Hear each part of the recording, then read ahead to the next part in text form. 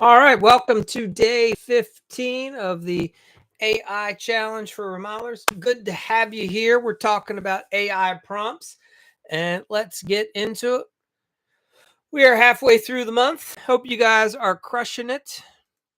I'm telling you, this AI prompt game, if you're not using AI to set up your prompts and help you with getting results, right? So this AI, the trick is having a really good prompt system and understanding the importance of putting good information in so you get excellent information out. All right, so let's get into it. Here we are.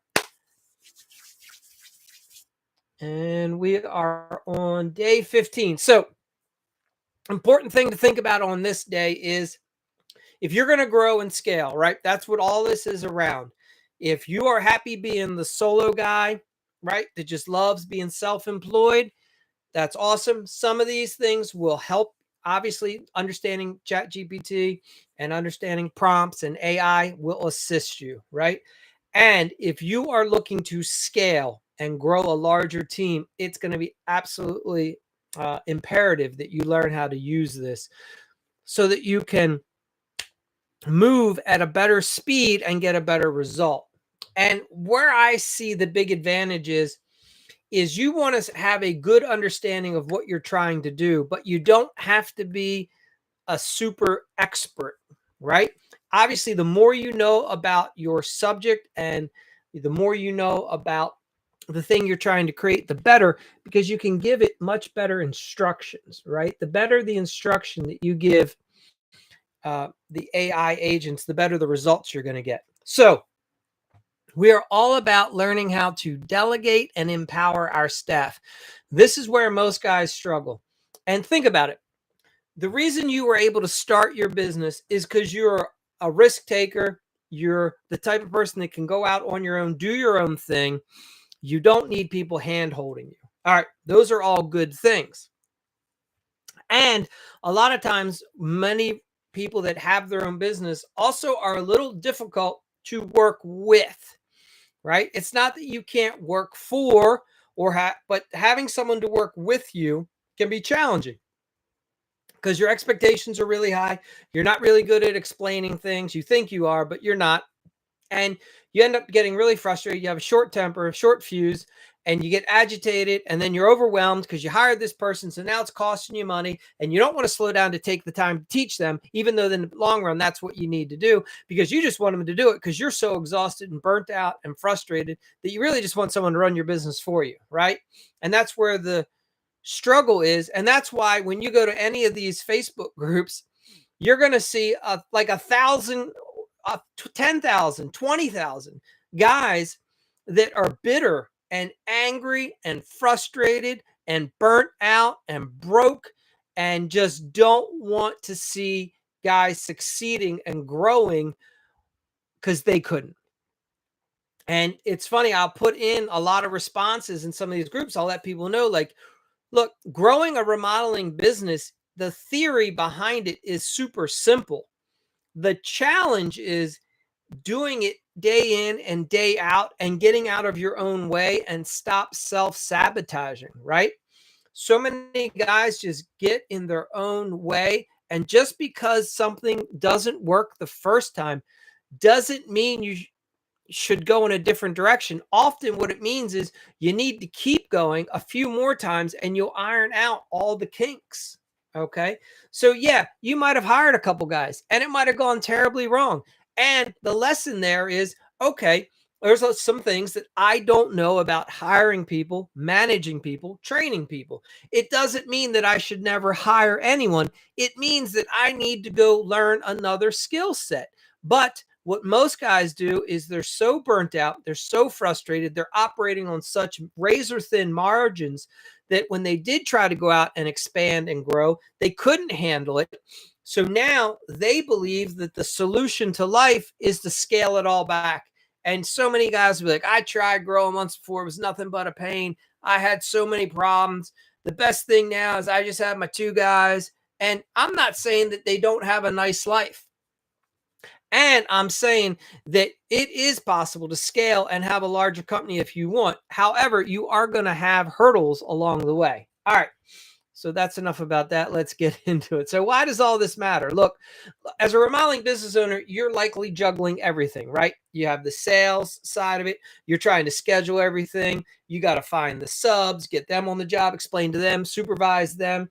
You have to deal with all the clients. And then, of course, as you know, in remodeling, homeowners ask a lot of questions that we think are silly, but to them, they just don't know. So that's why they ask all these questions. And if you notice that you're agitated by your customers asking questions, that's how you know you're burnt out.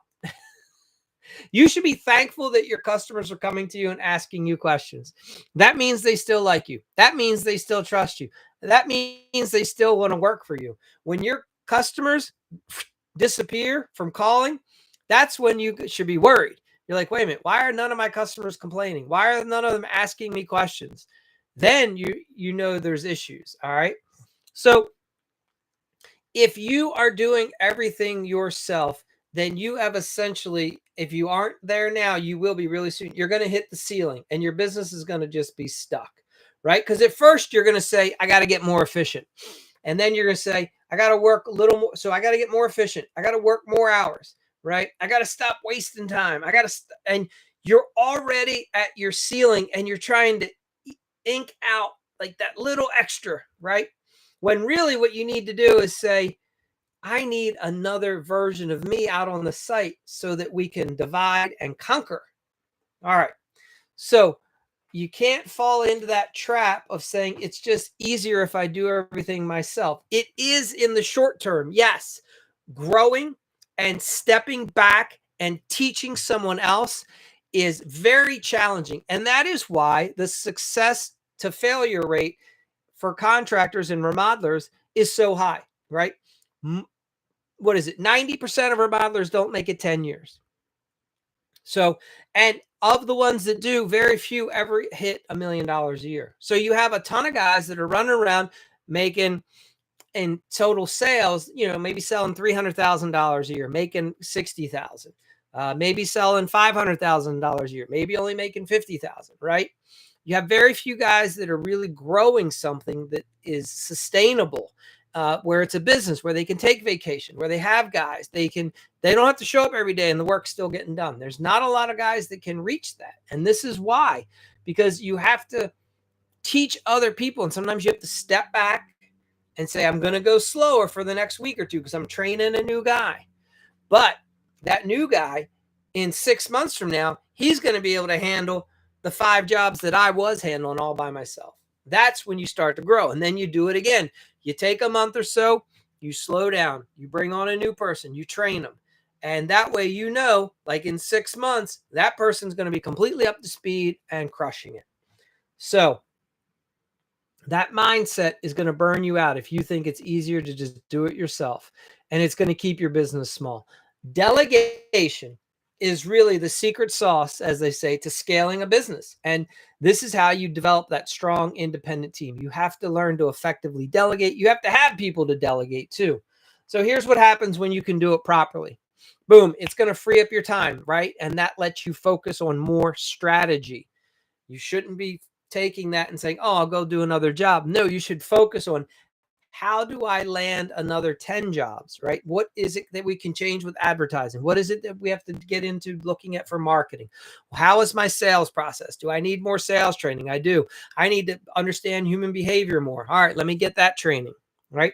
How are we doing with our client experience? Who's managing the customer experience through the emotional roller coaster that homeowners go through, right? Damn, I need a good office person that can do all that for me. How do I get my office admin? Who's that going to be? How am I doing payroll? How's my subcontractor agreement working out?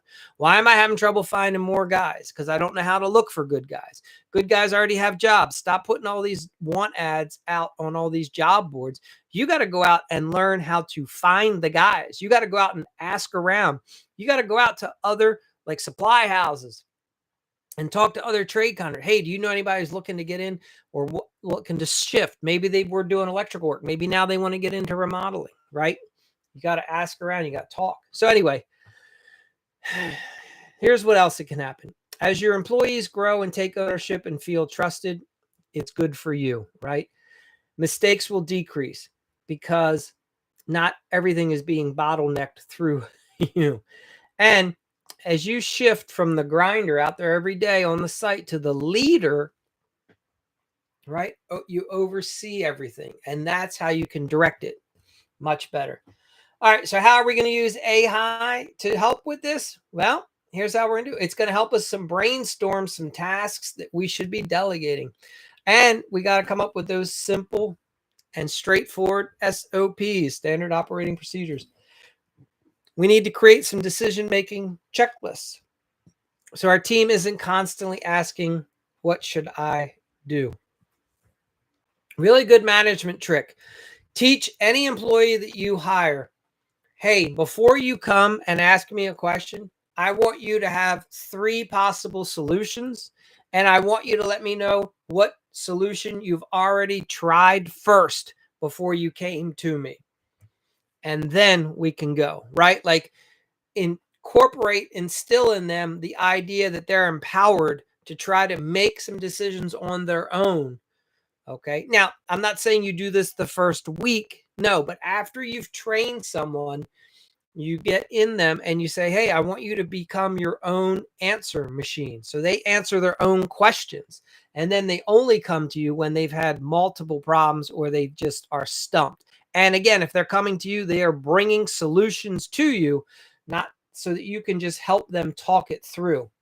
So again, if you're the remodeling business owner and you're looking to scale, you have to learn to be a coach more than the quarterback. You aren't going to be telling everybody what to do, right? You're just going to be guiding them and empowering them so that your team can go out and make the decisions for you. They don't need to be calling you every 5 minutes. That's not what an owner should be doing, right? So you kind of lead from the sidelines. You don't always want to be calling the plays. You want to hand your guys the playbook and say, here's the job, here's the scope, here's the budget. Man, take care of it. Make it happen. Thank you. Right? You don't want them calling you every day. You want to be going on and getting the next job. So it's like you're going to act as your own business consultant and system coach, right? And that's what you're going to do so you can help get these employees up to speed so that they can handle your clients well. They can handle getting the product and ordering from all your vendors. They'll be able to manage your subs. All right. So let's look at this. You want to identify 5 most impactful tasks that you should be delegating and outsourcing immediately if you want to grow your remodeling business. And this is for guys who are trying to get revenue from, let's say for right now, 500,000 to over 2 million, right? So for each task, you're going to want to say, why is it important to delegate? What type of person or role is this best suited for? Should this go to my office admin? Should this go to my project manager? Should this go over to my virtual assistant? Maybe it should go over to my estimator or my helper. And what are the initial trainings and SOPs you should provide? And what is a suggested way to trust but verify the work, right? And prioritize common remodeling tasks. So finally, you're going to ask the AI agent to help you reframe your mindset around letting go of control and include some tips to overcome the fear of saying no one can do it like me, and explain how delegation actually helps you build a real business, not just a job you own, right? Things like job site supervision, ordering materials, picking up materials, working through the client intake and pre-qualification calls, right? Doing proposals, the drafts and revisions, scheduling subcontractors. So here we are, right? Let's get into AI. All right, so here's our prompt. We're going to ask it to act as that business consultant, systems coach. Why is it important? Prioritizing, and finally help you reframe. You're going to hit submit for the AI agent that you're using today. As we've been doing, we're using ChatGPT. Very common one. A lot of you guys, if you're not familiar with it, you need to be familiar with it. I do use a paid plan, so that does help. Okay.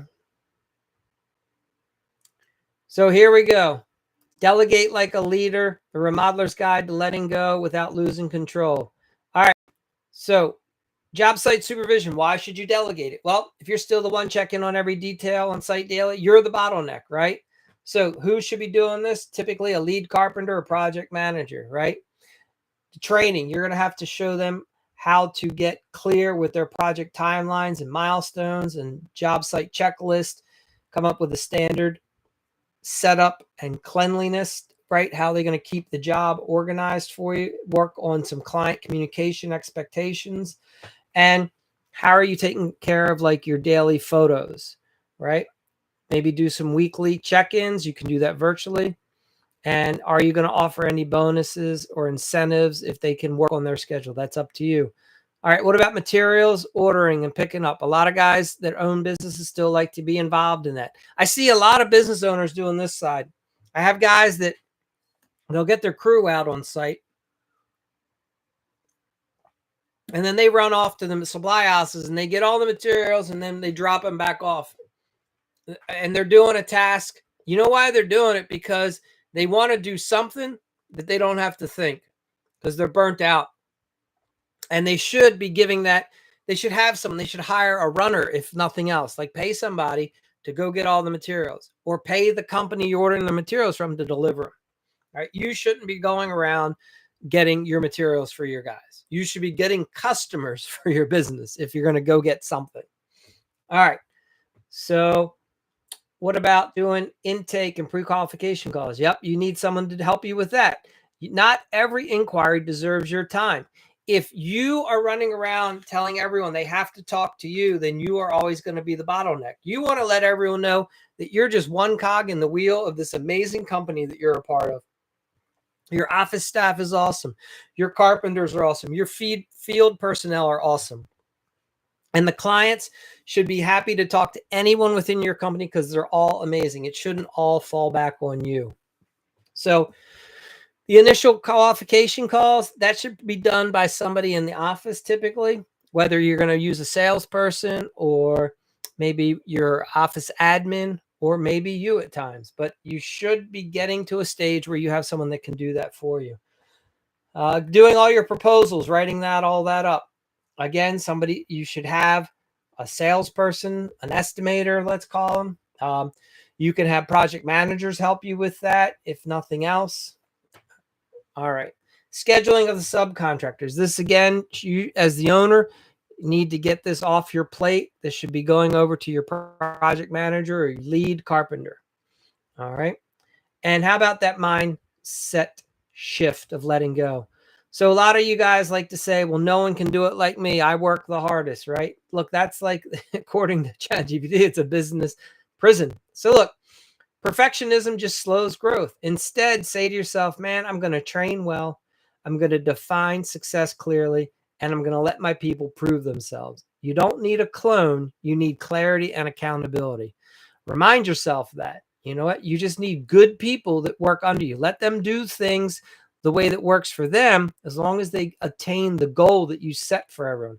All right. Number 2, delegation builds ownership in others. Look, letting others step up doesn't mean they're going to do it wrong. It means they're going to learn to do it right under your guidance. And that frees them up to work. Let you get free so that you can work on your business, right? Have those people working in it. You're working on it. So last thought here is every task you hold on to, just in case, is a task that your business can't scale beyond. You become the bottleneck. You're the weakest link. So get a structure that allows you to grow, track the progress, and focus on doing only what you can do, which is you grow the company. Okay. So anyway, guys, I hope this helps you. And that is it for day 15. So look, you can't scale your remodeling business and stay stuck if every role, right? You got to get out of your own way. All right, guys, thanks for tuning in for day 15. And we will be back tomorrow for day 16 of this 30-day AI prompt challenge for remodelers. Have a good one.